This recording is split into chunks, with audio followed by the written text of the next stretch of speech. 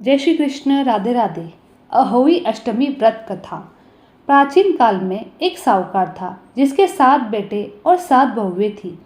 इस साहूकार की एक बेटी भी थी जो दीपावली में ससुराल से मायके आई थी। दीपावली पर घर को लीपने के लिए 7 बहुएं मिट्टी लाने जंगल में गई तो ननद भी उनके साथ चली गई। दीपावली से पहले कार्तिक अष्टमी को 7 बहुएं अपने इकलौती ननद के साथ जंगल में मिट्टी लेने गई। जहाँ से वे मिट्टी खोद रही थी वहीं पर साहू माता बैठी थी। मिट्टी खोदते समय ननद के हाथ से साहू माता का बच्चा मर गया। इससे वे क्रोध में आकर साहू माता ने ननद से कहा कि अब मैं तेरी कोख बांधूंगी। तब ननद ने अपनी 7 भाभीयों से प्रार्थना की कि तुम में से कोई मेरे बदले अपनी कोख बंधवा ले।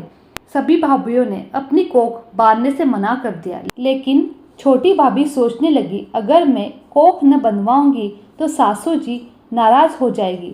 ऐसा विचार कर ननद के बदले छोटी भाभी ने अपने को कोख बंधवा ली। उसके बाद जब उसे जो बच्चा होता वह 7 दिन बाद मर जाता।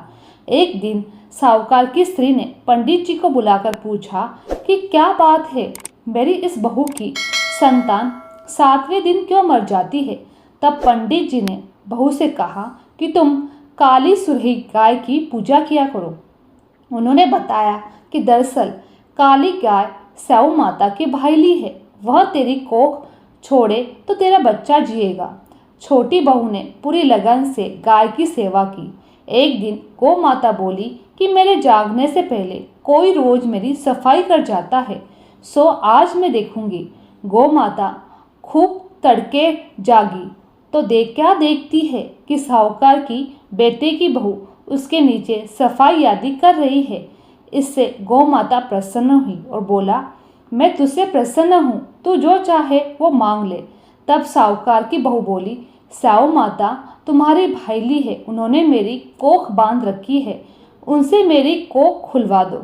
गौ माता ने कहा, अच्छा। तब गौ माता 7 समुंदर पार अपनी भाईली के पास उसको लेकर चली। रास्ते में कड़ी धूप थी, इसलिए दोनों एक पेड़ के नीचे बैठ गए। इतने में वहां पर एक सांप दिखाई दिया। उसी पेड़ पर गरुड़ पंखनी के बच्चे थे। सांप गरुड़ पंखनी के बच्चों को मारने लगा। तब साहूकार की बहू ने सांप को मारकर ढाल के नीचे दबा दिया और बच्चों को बचा लिया। थोड़ी देर में गरुड़ पंखनी आई तो वहां खून पड़ा देखकर साहूकार की बहू को चोंच मारने लगी। तब साहूकार की बहू बोली कि मैंने तो तेरे बच्चों को मारा नहीं है, बल्कि सांप तेरे बच्चे को डसने आया था। मैंने तो तेरे बच्चों की रक्षा की है। इससे गरुड़ पंखनी प्रसन्न हुई और बोली कि मांग, क्या मांगती है। तब वह बोली, 7 समुंदर पार साहू माता रहती है, मुझे तू उसके पास पहुंचा दे। तब गरुड़ पंखनी ने दोनों को अपनी पीठ पर बैठाकर साहू माता के पास पहुंचा दिया। साहू माता उन्हें देखकर बोली, आ बहन, बहुत दिनों बाद आई है। फिर कहने लगी, बहन मेरे सर में जू पड़ गई है। तब सुरही के कहने पर साहूकार की बहू ने सिलाई से उसकी जुएं निकाल दी। इस पर साहू माता प्रसन्न होकर बोली कि तेरे 7 बेटे और 7 बहू हो।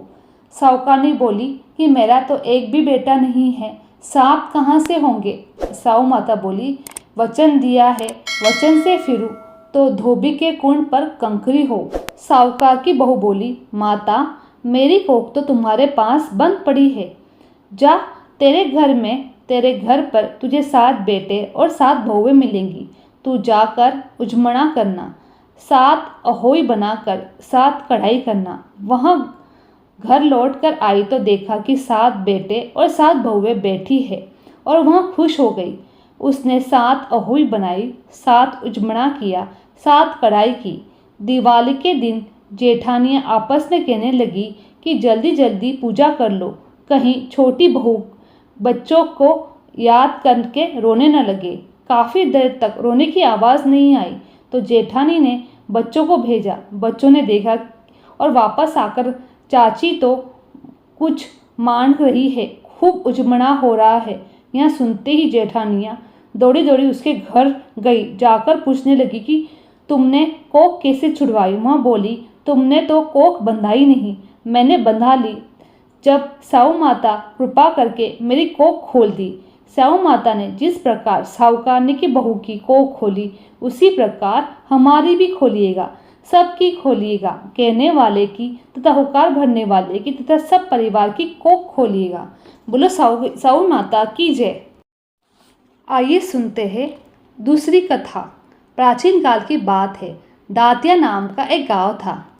उसमें एक चंद्रभान नाम का सेठ रहता था। उसकी पत्नी बहुत प्रतिव्रता और रूपवती थी। पति पत्नी दोनों दान धर्म करते थे। देव दर्शन, व्रत, उपवास, तीर्थ यात्रा आदि भी बहुत करते थे।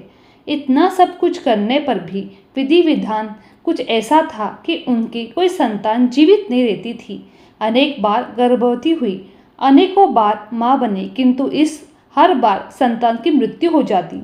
कोई प्रयास काम नहीं कर रहा था।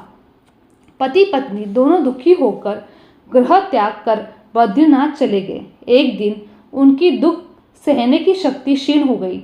दोनों ने एक पानी के कुंड में डूब मरने का निश्चय किया। जो ही उन्होंने कुंड में डूबने को पैर उठाया, तो ही आकाशवाणी हुई, तुम लोग अपने प्राण मत त्यागो। पूर्व जन्म के पापों के फल के स्वरूप में तुम्हें संतान दुख भुगतना है। अब तुम अपनी पत्नी से अहोई माता का व्रत करवाओ। जब अहोई माता प्रसन्न होकर तुम्हें वर मांगने को कहे, तब उनसे दीर्घ आयु वाला पुत्र मांगना। व्रत के दिन रात्रि को राधा कुंड में स्नान करना। महाजन पति पत्नी दोनों घर लौट आए। कार्तिक कृष्ण अष्टमी को अहोई माता का व्रत विधि विधान से करना शुरू किया। राधा कुंड में पति पत्नी दोनों ने ही स्नान किया। स्नान करके लौटते समय उन्हें अहोई माता के दर्शन दिए। कहा, मैं तुमसे प्रसन्न हूँ, तुम्हें जो मांगना है वंशा मरदान मांगो। उन्होंने दीर्घ आयु वाला सुयोग्य धर्मात्म सुशील पुत्र देने की प्रार्थना की। माता ने ऐसा ही होगा कहा। कालांतर में उन्हें मनचाहा सुंदर पुत्र प्राप्त हुआ, जो बड़ा होकर धर्मात्मा सुयोग्य वर्णित हुआ। माता पिता व दीन दुखियों की सेवा सहायता करने वाला था। अहोई माता ऐसा ही तू सबको देना, कहने वाले को, सुनने वाले को और फल देने वाले को सबको कहना। बोलो अहोई माता की जय। अब आइए सुनते हैं गणेश जी की कथा। गणेश जी महाराज एक किसान के खेत से निकल रहे थे तो 12 दाने अनाज के तोड़ लिए। कुछ आगे चलकर गणेश जी को विचार आया कि मैंने तो किसान के खेत से चोरी की है। प्रायश्चित करने के लिए गणेश जी महाराज उस किसान के वहाँ नौकरी करने लगे और 12 वर्ष तक नौकरी करते करते गणेश जी उनके परिवार के सदस्य बन गए। एक दिन किसान की पत्नी निमट कर राख से हाथ धो रही थी। गणेश जी ने देख लिया। गणेश जी पास आकर बोले कि माता, यह राख से हाथ धोना गलत है। निमट कर आकर मिट्टी से हाथ धोना चाहिए। चलो मिट्टी से हाथ धो। और गणेश जी ने किसान की पत्नी के हाथ मिट्टी से धुलवा दिए। किसान की पत्नी नाराज हुई और किसान से बोली, यह कैसा नौकर रख रखा है, मुझे बात बात पर परेशान करता है। किसान ने गणेश को बुलाकर पूछा कि तूने मेरी पत्नी के हाथ मिट्टी से क्यों धुलवाए? तू कौन होता है ऐसा करने वाला? गणेश जी ने जवाब दिया, मैंने तो सीख की बात कही है। ये राख से हाथ धो रही थी। राख से कभी हाथ शुद्ध होते हैं क्या? राख से हाथ धोने से घर की रिद्धि सिद्धि चली जाती है और मिट्टी से धोने से रिद्धि सिद्धि आती है। किसान ने सोचा कि गणेश या तो बड़ा होशियार है। अंत किसान ने गणेश जी को माफ कर दिया। कुछ दिनों बाद कुंभ का मेला आया। किसान बोला कि गणेश, मेरी पत्नी को कुंभ में स्नान करा ला। किसान की पत्नी किनारे पर बैठकर नहाने लगी। गणेश जी आगे ले जाकर उसको गोता खिलाकर ले आए।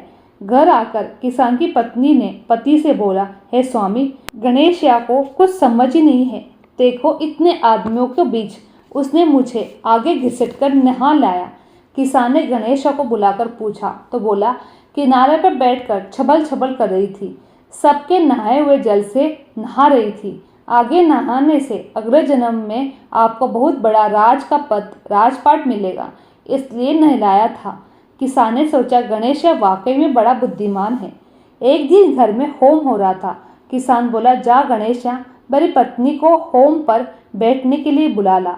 तब गणेश जी के साथ किसान की पत्नी होम पर बैठने के लिए आने लगी तो गणेश जी ने देखा कि वह काली अंगी पहनकर चल रही है। तो गणेश जी नाराज हो गए और उसकी अंगी फाड़ दी। बोले कि लाल अंगी पहनकर चलो। गणेश जी द्वारा अंगी फाड़ने पर किसान की पत्नी रूठ कर बैठ गई। किसान ने पूछा कि भाग्यवान, कैसे रूठ कर बैठी हो? होम का समय बीता जा रहा है। पत्नी ने सब बातें अपने पति को बताई। किसान ने गुस्सा होकर गणेश जी को बुलाया और बोला, आजकल तो बड़ी बदमाशी करने लग गया है। गणेश जी ने बड़े विनम्र होकर बोला, हे मालिक, मालकिन काली अंगी पहनकर होम में बैठने के लिए आ रही थी। मैंने तो उतार कर लाल अंगी पहन कर आने के लिए बोला था। काली अंगी अशुभ होती है। किसान ने गणेश जी को धन्यवाद दिया।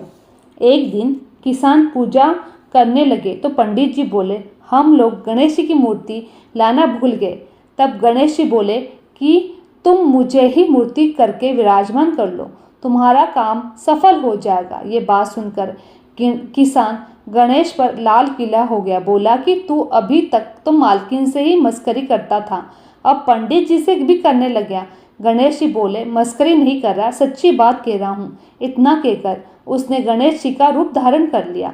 किसान और उसकी पत्नी एक साथ गणेश जी की पूजा की। पूजा खत्म होते ही गणेश जी अंतर्धान हो गए। किसान ने अपनी पत्नी को बोला कि अपने घर तो साक्षात गणेश जी महाराज विद्यमान थे और हमने उसे एक नौकर समझकर सारा घर का काम करवाया था। गणेश जी ने दोनों पति पत्नी को सपने में दर्शन दिए कि मैंने आपके खेत से चोरी से 12 दाने अनाज के तोड़ लिए थे। इसी का प्रायश्चित करने के लिए मैंने आपके घर पर नौकर का काम किया था, उनका दोष उतारने के लिए। उसके बाद किसान के खेत में अनाज के भंडार भर गए। कुछ दिनों के बाद किसान मालामाल बन गया।